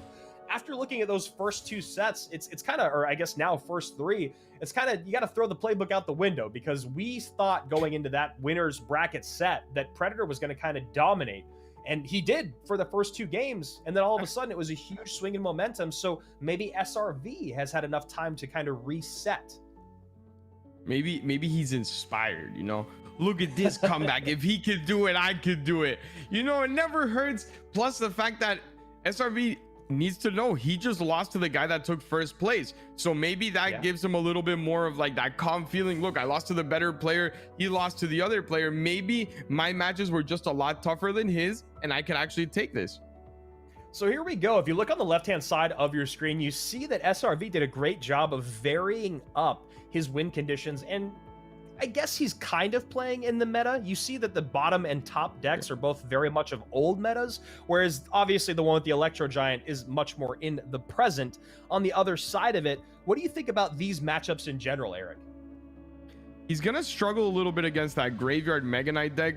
Looking at all this, the only one that matches up well is the lava, so I try to save the lava if possible, or trying to get that matchup. It's really the only way that he can get ahead of it, because when you look at the other decks, there's nothing really that matches up well. Yes, you have the Mother Witch, but the Mother Witch is probably not gonna he's not gonna put a graveyard when you have the Mother Witch in cycle, I'm assuming. And then that Sparky deck only can really defend with the minions that can get poisoned away, so that might be a little bit tricky for him, especially seeing as it has E-Wiz for the Sparky. It just has a lot of troops, and the E-Giant, it's gonna really come down to who can match up well, who can predict what deck they're gonna play, because some of these decks go very well against others, but they go very badly against some matchups. So I mean, it's gonna be I don't know if it's a guessing game or just a fortunate game on who gets the right matchups when. Yeah, it is really interesting when you look at all of those matchups and how one-sided some of them can be, especially when something like the Sparky is so powerful, but also so easy to kind of keep at bay. So here we go, our last BO5 of the day between SRV and Johnny Maloney. This is game number 1. It is game number 1, and I think we're gonna see the RG deck come out first from Johnny here, with the Skellies and that Heal Spirit, Fisherman, Mother Witch, and he's playing against, I'm assuming, the lava deck on the other side. So here we go with the Mother Witch spawning in one of the Hoggies. Baby Dragon actually does get tanked for last minute, and you saw it in SRV's face. He is happy about that. He wasn't sure if it was going to get tanked for or not. That Elite Barbarian does a lot of damage, so he needs to be careful. He's going to take the tower here, but I think he's going to try and get a tower trade on the other side. If that miner dies, which it does, there it is, Mega Minion on it. I expect the Heal Spirit to come down to just secure that tower trade. There should be the tower trade with that heal coming down, or at least very close. Good choice here on the Mother Witch to make sure it's setting up a free counter push, basically, with all those Hoggies taking out the lava pups and forcing a Baby Dragon on the right, which will no longer be able to go onto an attack on the left if he wanted to go with a lava. Good little offensive spell here for him, and that Mother Witch is actually going to survive, which forces out more of a defense from SRV. And although it doesn't seem like the match is doing all that good for Johnny, it's not that bad either. Let's see if he decides to go with an RG in the back, if he wants to play it slow, or if he wants to play this a little more aggressive. He does still need to take that left-hand side tower, but it looks like he's going for the right. He does have Goblet Cage in cycle, so I'm not all that in love with that play. Fireball, as expected, onto the Flying Machine, but it's not going to be that much damage. I only expect one hit more. He needs to log here if those barbs come down, and he decides to go Heal Spirit, then the log, and overall not that bad of a sequence, but he still needs to take that tower. Yeah, it's funny when you look now at those E-Barbs meeting Barbarians, how carefully everyone is placing those Barbarians after seeing how brutally Predator put that E-Barbs log combination together today. Yeah, it seemed like before that match everyone was placing them very differently, but now, like you said, everyone is waiting, putting them in the middle, throwing them off to the left. Completely different playstyle after watching what happened in that set. Wow, a huge sellout on the right, Eric, but now nothing to defend here on the left. Baby Dragon on the tower, Mega Minion on the tower. That is a huge mistake. You see the full send, full sell on offense, but still 600 HP remaining on that tower, and SRV with a very well-deserved fist pump. I'm not sure why he went Fireball onto the barbs there. You know you're not going to take tower, and you know that he has Flying Machine. I think it comes down to what I've said so many times with inexperienced players. You need to just wait. You're not in a rush to take the tower. It's okay to have a full another cycle of defense. You're okay to do it, and I think he just got a little bit overexcited, and it cost him the game. You know, that was something that we saw a lot of yesterday, Eric, was a lot of, you know, between Demas, Gas, and Burkan and Tsukuyomi, there was a lot of that patience that we kind of missed on day one, maybe because there were so many nerves. We saw a lot more slow, reactive play that led to a lot more success yesterday. It felt like maybe the tournament had kind of finally settled in because, you know, this is the first few days of the group stage. This is, again, a lot of money on the line, a lot of young guys out there. Feels like we're finally hitting our rhythm when you talk about that patience that needs to come in. But then today we see how that's really hurt Johnny a few times. It has, and it definitely is going to be something that he needs to work on if he's going to move on, because look, if you do move on, you have that matchup again against Predator in the deciding match, and you cannot afford any of those mistakes. We know that. I'm not 100% sure if they could come out with different decks once that decider match goes on. I assume yes, because of how long it is between one and the other. But if Predator does make changes and gets a little bit more favorable matchups, he's gonna have to avoid any sort of mistakes if he's gonna win. Yeah, definitely. And we see the arrows coming here from Johnny to try to clean up that E-Wiz on the board. Miner was on top of the E-Wiz, but good defense there from SRV. He takes 18, or I mean, he's down to 1841 on that top left-hand tower, and probably feeling a little bit okay about the position he's in. This matchup is, you know, he's got the Hunter, he's got the E-Wiz, he's got the Poison there to deal with all that stuff up in the sky, but it's about how is he going to get on the tower. The only way I see him actually, and we saw SRV doing the same thing again, and it hurts me to watch, man.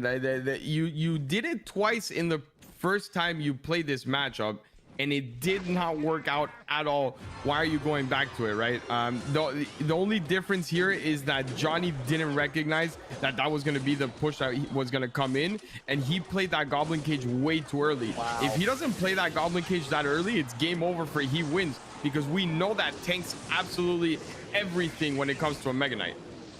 Yeah, that's a really shocking exchange from both of these guys. First, you see the Mega Knight played in the back from SRV, which is something that did him dirty numerous times earlier today.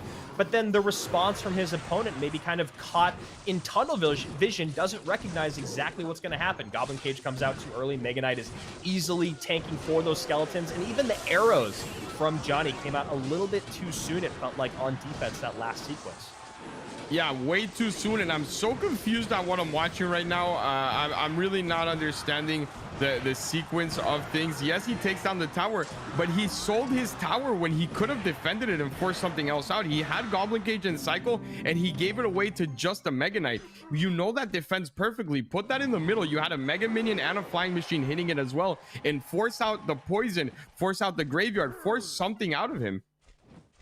So here we go, all pushing down the right-hand side. Graveyard does struggle a bit more when you talk about two tower games, but, you know, right now in this moment specifically, it does feel like Johnny has kind of lost his bearings of this specific matchup. So we'll see if he can kind of turn things around, as he has a nice, clean defense here.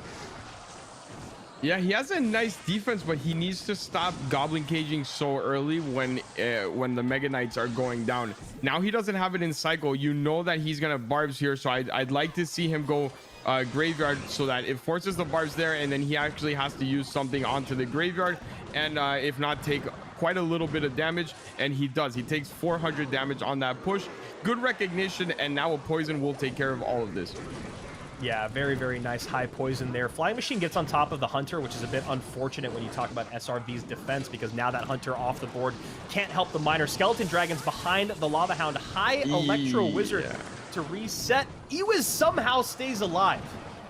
Yeah, I'm not really sure how it stayed alive, and usually I'm not okay with that play, just because it's basically a death sentence to your E-Wiz, but it somehow got rid of the Skeleton Dragons. Usually the interaction goes, you lose the E-Wiz and both Skeleton Dragons live with 1 HP. So overall, it worked out well for him. This is not the Poison I don't think that he was looking for, because now he has a free Flying Machine on the other side that you cannot get rid of.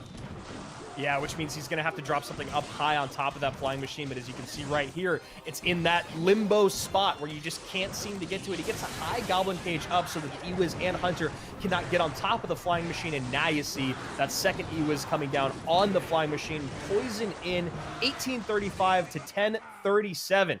Johnny Maloney able to take that game from SRV, who had some pretty interesting plays early on, but, you know, Johnny had the more questionable stuff towards the end of regulation, but has a really great overtime. He does. He has a great overtime, and I think he realized a little bit of the mistakes that he made originally, which cost him that first tower, and he adjusted accordingly. Obviously, we have to, you know, I have to say it.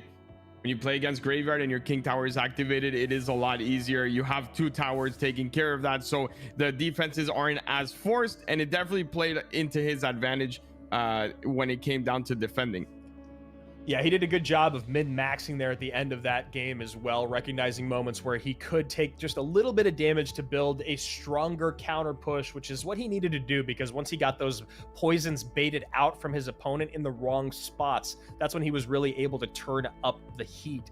And then you saw SRV having to drop those Electro Wizards in very precarious situations numerous times, and that was really the moment where it felt like Johnny had started to take control of the game. It was. And now, look, he does still have one of the decks that's going to be pretty tough for Johnny to win. So he does even this up, but man, I'm not sure that he can take this just looking straight into matchups. Johnny's going to have to play a lot better and not give up any of those towers early on in the game, because this one overall was not a bad matchup, but the other ones are going to be a little bit tougher for him. So I'd like to see Johnny clean it up a little bit. We did see some great games out of him when he played against Predator. You need to bring that same level here.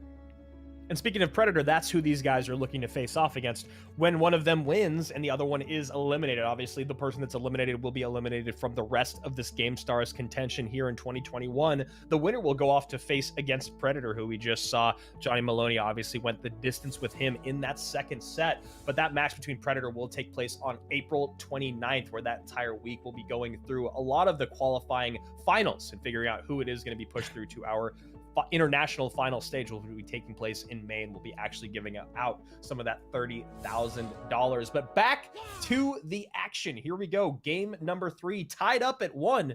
SRV top of your screen, Johnny Maloney at the bottom. Both of these guys have 1 deck out of their pool and 2 more available.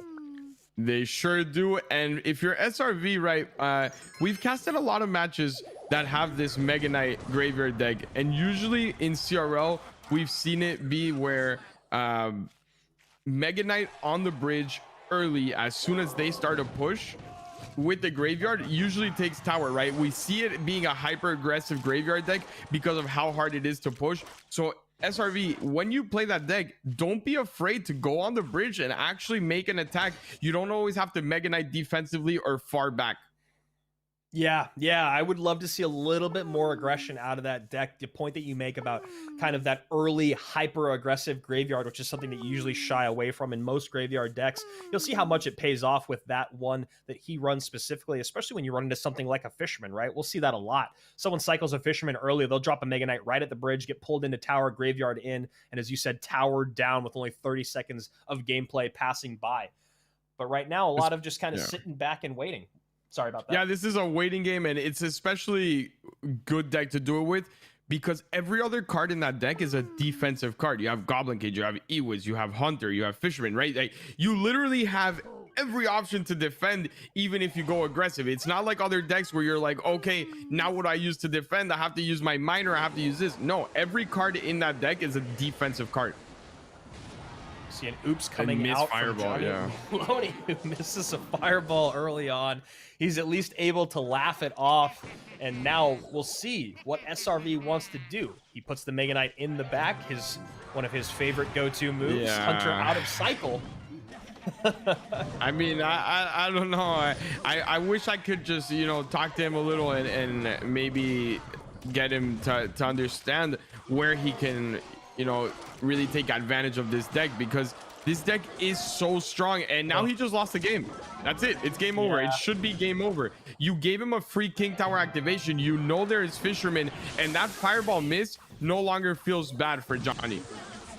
Yeah, exactly. That's a great point that you make. That fireball miss from Johnny is already in the past. It's forgotten about. It's in its ancient history, because right now 1274 on that top left tower to 1906 on the bottom right, going against this Mega Knight deck once again, which SRV just does not seem to know where to place these Mega Knights, and a King Tower activation in. Yeah, and look at the placement all over from the troops. You can tell that he's not comfortable with this deck. Maybe he tried it once or twice, won with it against one of his practice partners, but they definitely were not at the level of these players right now. And look, the Mega Knight's tanking. Even the Night Witch was being tanked by the Mega Knight, and it still got no damage because of that King Tower activation. Why did the King Tower activation happen? Because you did not pressure with the Mega Knight. You just left it there. Yep, and there you go. Johnny Maloney very, very happy about that game. And SRV, you know, showing us a bit more of what we saw in his very first set of the day. Just some really odd decision-making when you talk about a card that, you know, you and I started the show off today, or yesterday, excuse me, talking about the Mega Knight. We talked about him again today. One of the strongest cards in the meta right now, very, very high up in win percentage and win rate, but not when he's underutilized. And honestly, one of the worst things you can do with that Mega Knight is drop him in the back because he's out of contention for so long. Yes, he's out of contention for so long, and then not only that, but you give up so much elixir to not pressure and force any defense, and then you allow the other player to already have a plan in his mind, right? That Mega Knight is a very slow card. It's not like you're gonna drop and he's gonna have to react. He could think about the way he's gonna defend it. He can set up perfectly, save enough elixir that by the time that comes over, it's not really a threat. Yeah, I mean, what did he cycle 3 cards? I think it was like Mega Knight goes down, he goes RG, E-Barbs, and Log, I think is what came down. And then he was like, cool. Yeah, it's a fisherman. He was just like, yeah, okay, fisherman, I'm good. Because why? I allowed him to build a push, which forced me to defend, which then does not allow me to graveyard. It's all a snowball effect that just really ruins the match for SRV here. And man, I mean, this is where it comes down to, you need to watch the pro players. Even if you're a player yourself, I've told this to so many semi-pros. They come into my stream and they ask me, what's the best way to practice all this? And sometimes it's about, you know, letting the pride down of I'm gonna be a pro myself and all this, and really learning. Go into Morden's stream. He only streams 13 hours a day. I'm sure you can catch at least 1 or 2 hours. And Igor streams and all these players, you know, we even saw it. The person that won this group literally said, I watch Igor streams to learn. Yep. And you know what, to kind of add on to that point, you know, when any competition goes on at the highest level at CRL, what is the loudest group of people on Twitter? It's all the other pros that weren't competing and the ones that were competing. There we go. Mini P.E.K.K.A raged up, 2 huge hits on that tower and a late zap, not able to get that third one in. But I think it's a really important thing to note. You go and you look at Twitter after major competitions, and the loudest group of people are the pros, because they are all watching each other, because they are the only people that they can learn from. Yes, you can have a great coach, but Eric, as you've told me many times, at the end of the day, you can only put forth the best advice that you could offer at the end of that decision, at the end of that break in between games. It is up to your player to make that final choice, and that is why CRL pros watch each other so closely. It is, and you know what, you could try to relate as a coach and you could try to give all this information, but at the end of the day, I'm not the one playing, right? I'm not the one making those fine little decisions. And if I knew absolutely everything that should be done, I would be playing myself. So I always loved that my players were learning from one another, and even learning from, you know, when we were there in CRL live, you saw us. We would stay the whole day. If we had a late match, we would be there early. We were one of those teams that was at the studio every day watching every single match. Yeah, that's actually a really great thing to kind of look back on and think about. Was, you know, the best teams did do that. They got there on days they didn't even have matches. They watched every single thing, and if they couldn't be there, they made sure they had a way to watch what had happened, or to be some of the first people to hear about the results. So here we go. Game number 4. Johnny Maloney in a elimination situation. If he can beat SRV here, he will take that next spot, where he'll be going into another BO5 against Predator. Yeah, I mean, that is a lot on the tower. It is all raged up. We get the laughing out from Johnny Maloney, a little bit of BM, and SRV keeping his composure at the top of your screen, recognizing this is the end of his run here in the Gamestars tournament. Yeah, definitely not panning out the way that you could see. The utter frustration and disappointment. And I think when he looks back on this, you have to take it as an experience. Understand that it wasn't the deck choice, it was the way it was played. His deck choices were actually pretty good. I don't mind them at all, right? He had a lightning in this deck for a Sparky, and if you combine that with a bar barrel early enough, you can take care of that Sparky every single time, get enough damage, and possibly take care of the Ewiz as well. It was just the way he played the decks.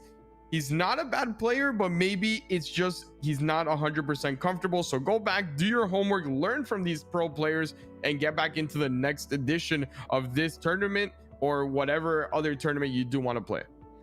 Yeah, nice performance here from SRV. Obviously, a little bit of kind of rookie mistakes that we saw there, but that's what you expect out of these guys, you know, getting onto this big, massive stage, big prize pool there. A lot of stuff on the line. Nerves become a very, very real factor. And, you know, throughout this entire set, you could see them going back and forth. Very, very excited, emotional players here, both looking to kind of take that win and move on and hopefully battle for some of that $30,000. But, you know, you kind of look at this set unfold, and both these guys made some mistakes, Eric, but it really felt like it was the mistakes from SRV that were just a little bit more glaring. And as you said, maybe he just needs to go back, listen to what we had to say, watch the game tape from today, and just clean up some of those small interactions that have him getting eliminated here from Group D. 100%. And it's funny because when you hear the word mistake, you tend to go more of the style that Johnny made, but it really ends up being that it's two different type of mistakes, and both of them could cost you the game. But one is more of, okay, I can still get back in because I know the way that I should play this, and that's Johnny, right? Johnny missed a fireball here, he missed a troop there, and that's all fine. It could cost you the game at some point, but you're still playing the deck the way it has to be played. On the other side, SRV didn't miss any spells or any of that. He just didn't really understand how to play his decks. So it's two different types of mistakes, and they could both cost you games, but one allows you to keep going, and the other one is just, you know, you're hitting a brick wall over and over again.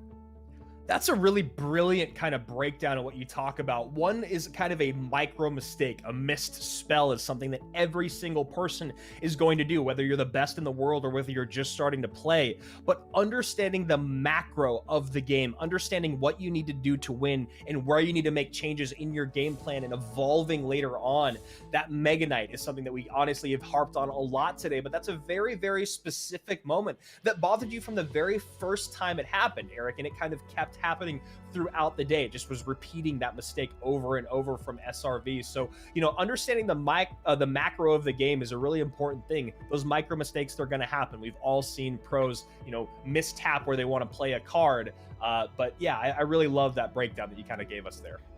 It's gonna happen. No, we're not robots, you know. It's not perfect, and it just happens, but everything is so much easier when you understand how to play your decks. And look, there's a lot of decks to be played. The meta just changed. I'm not gonna tell you, look, you need to know how to play all 500 decks, but you know, you need to have some sort of an understanding. So here we go. Johnny Maloney is sitting by for an interview. Eric and I get to ask a few questions to a guy that just kind of squeezed on by and makes it into that next matchup. Johnny, great job today. You had a lot of confidence coming into the match. Talk to us a little bit about that. I loved your attitude coming into today's meeting. I don't know what I can say. I'm a little bit nervous, but I won one game, so I'm happy. Yeah. Are you excited to play Predator again in the decider match? Yes, I can bet him. I know it. I need to teach Lava better, and I think I can bet him for sure. Yeah. Now, today we saw Predator run a lot of Mortar. It was basically kind of his go-to. Mortar was run a lot today. When you face off against him later down the road, do you plan on running different win conditions, or do you want to run back maybe the same kind of decks you ran today?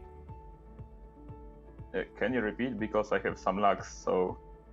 Yeah, no problem. I guess what I'm asking is, when you face off against Predator again, do you want to change up the decks that you bring to play, or were you confident with what the decks you had earlier in the matchup?